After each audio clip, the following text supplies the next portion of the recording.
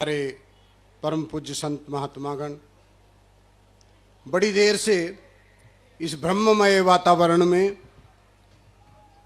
हम गुरु भक्ति के भजनों का आनंद ले रहे थे। आध्यात्म से ओतप्रोत ये वातावरण में अब साक्षात पार ब्रह्म सद्गुरुदेव हमारे बीच मौजूद हैं। अभी तक तो वातावरण ब्रह्ममय था, अब ब्रह्म भी हमारे बीच में उपस्थित हैं। पिछले दिनों हमने देखा कि वैसे तो हम आरती करते हैं, तुम हो एक अगोचर सबके प्राणपति, परंतु महाराज जी ने वो गोचर में सबको दिखा दिया, करके दिखा दिया। गोचर में जो चीज असंभव बताई जाती थी हम सभी जानते हैं कि उसको गोचर करा दिया। तो ये आम बातें नहीं होती, ये जो घटनाएं होती हैं इनमें जो सद्गुरु महापुरुष जो होते हैं उनकी कथनी और करनी में कोई भेद नहीं होता। वो जो कहते हैं वो करते भी वैसे ही हैं। उनकी हर लीला को आप देखेंगे तो जो उनके सत्संग विचार होते हैं, जो इस शरीर के भीतर जो अध्यात्म जो चल रहा है, नीचे से ऊपर तक जो प्रक्रिया चल रही है ब्रह्म की, उस चेतना की, इस जड़ शरीर में जो चेतना की जो प्रक्रिया है उसी को वो बाहर सांकेतिक भाषा में करते भी हैं, ताकि बाद में आने वाले समय में उन चीजों को लोग समझ सकें। क्योंकि वो चीज तो रहेंगी, हम लोग चले जाएंगे, ये शरीर बदल जाएंगे, परंतु ये जो स्थान है ये रहेंगे। कर्णप्रयाग रहेगा, यही है कर्णप्रयाग, जहां पे अनाद नाद जाके सुनाई देती है, वही तो कर्णप्रयाग है। तो वहां कर्णप्रयाग तक ले जाएंगे उसको। ऋषिकेश रूपी मूलाधार से, मूलाधार यानी कि जहां धरती है उसके बाद तो ऊपर ही ऊपर चढ़ना है। तो सांकेतिक भाषा में बताया कि इस मूलाधार से, यहां से इस हरि के द्वार के बाद, इस हर द्वार के बाद, कल भी हमें समझाया था। तो उसके बाद जैसे जैसे हम धीरे धीरे ऊपर हम बढ़ते हैं तो वही गोचर होने लगता है। कहां से गोचर होने लगता है? कहीं आप मैप में देखेंगे और इस शरीर का उसके साथ आप मूल्यांकन करेंगे या देखेंगे इस मैप को मिला के, तो आपको लगेगा कि आप विभिन्न प्रयागों से होते हुए कहां जा रहे हैं। आगे का प्रयास बद्रीनाथ जग जाने का आपको करना है। फिलहाल ये भी इशारा दे दिया कि वहां तक तो मैं पहुंचा दूं, आज्ञा चक्र तक तो डायरेक्ट बस ट्रेन है, बैठो सूदे जी पहुंच गए ऊपर से। अब उसके आगे अपना प्रयास कर लो, और थोड़े से प्रयाग बच गए, विष्णु प्रयाग है, फिर बद्रीनाथ है, पहुंच जाइए। उसके लिए थोड़ा तो प्रयास करना होगा ना, और नहीं कर पाएंगे तो फिर शरणागति हो जाइए, फिर वहां अपने आप पहुंचा देंगे, वहां भी कभी पहुंचा देंगे। अब उसकी तो मतलब वो तो हम पे निर्भर करता है ना भाई, हम शरणागत करें। मुझे एक छोटी सी बात याद आ गई। एक ऑफिस से आए सज्जन, तो घर में जैसे ही आके वो बैठे तो उनका एक छोटा सा बच्चा आया, पापा मेरे साथ खेल लो, मैं बहुत बोर हो रहा हूं, घर में कोई मेरे साथ खेलने वाला नहीं, मम्मी बाहर जाने नहीं देती, कहती बच्चे शरारती हैं, गंदबला सीख के आएगा, तो आप मेरे साथ खेलो, मैं बोर हो रहा हूं।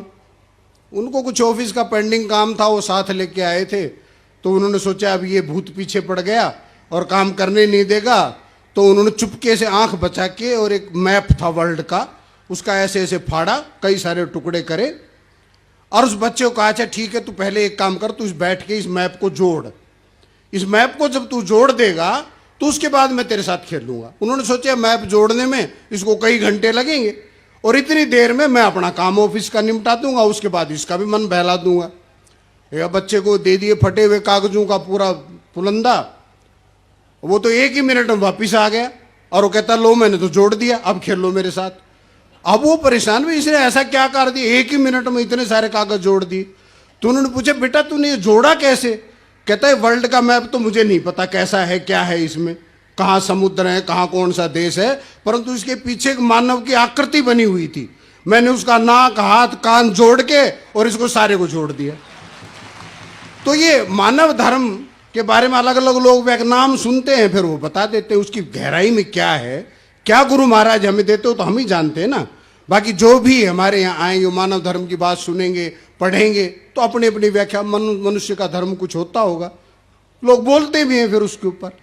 परंतु गुरु महाराज ने अब जैसे इस बच्चे ने मानव को जोड़ा तो पूरा वर्ल्ड जुड़ गया। ठीक यही प्रक्रिया गुरु महाराज करते हैं, वो मानव को जोड़ रहे हैं तो सारा संसार वसुदेव कुटुंबकम होता जा रहा है, वो धीरे धीरे होता जा रहा है। आज वो रामनगर के कुछ लोग मिल गए, हमने कहा भाई बातचीत कर रहे थे, बड़े प्रसन्न थे। रामनगर से माता जी आई हैं, हाँ, जीत के, तो बड़े प्रसन्न रामनगर वाले। तो मैं उनको कह रहा था, मैंने कहा भैया अब तक तो रामनगर में आप रहते थे, अब रामनगर से तुम्हारी आध्यात्मिक यात्रा आप लोगों की शुरू हो गई, अब हंसनगर में पहुंच गए। अब हंसनगर में पहुंच गए, रामनगर से यहाँ ले आए। राम को तो पहले से ही मानते हो। हमने कहा भाई हम जब दरबार में आए तो सबसे पहले हमने किताब पढ़ी थी गीता और रामायण पढ़ने वालों से निवेदन। उससे पहले रामायण को कुछ देखते तो कहानी दिखा करती थी उसमें। लेकिन जब यहां आके दरबार में उस मूल तत्व को, उस आध्यात्म को, उस चेतना को जाना, जो चेतना इस शरीर के भार को उठा के घूम रही है, जिसके निकल जाने के बाद इसी शरीर को उठाने के लिए 4 की जरूरत पड़ती है, और वो 4 में से वो कानाफूसी करते रहे, बहुत भारी है यार, जा जल्दी बदल ले, जल्दी बदल ले। तो वो वहां तक पहुंचाते पहुंचाते 10-15 कंधे बदल जाते हैं। बाद में डींग सब मारते, यार कंधा देना, कहते बड़ा अच्छा पुण्य का कार्य होता है, इसलिए मैंने भी दिया, मैंने भी दिया। और घर जाके फिर वो बीवी कहते वो बोल नहीं लाना, जरा थोड़ी लगाना, बहुत दर्द हो रहा है, बहुत दर्द हो रहा है। तो उससे हम इस महत्व को समझे कि वो चेतना जब इसमें है सूक्ष्म रूप में, तो वो इतने भारी वजन को उठा के घूम रही है। और उस चेतना का बोध वही करा सकता है जिसको वो जनाना चाहे। तो गुरु महाराज अपनी तरफ से कोई कसर नहीं छोड़ते हमें जनाने के लिए। अपने हर एक्शन से, हर अपने कार्य से वो हमें बताते हैं।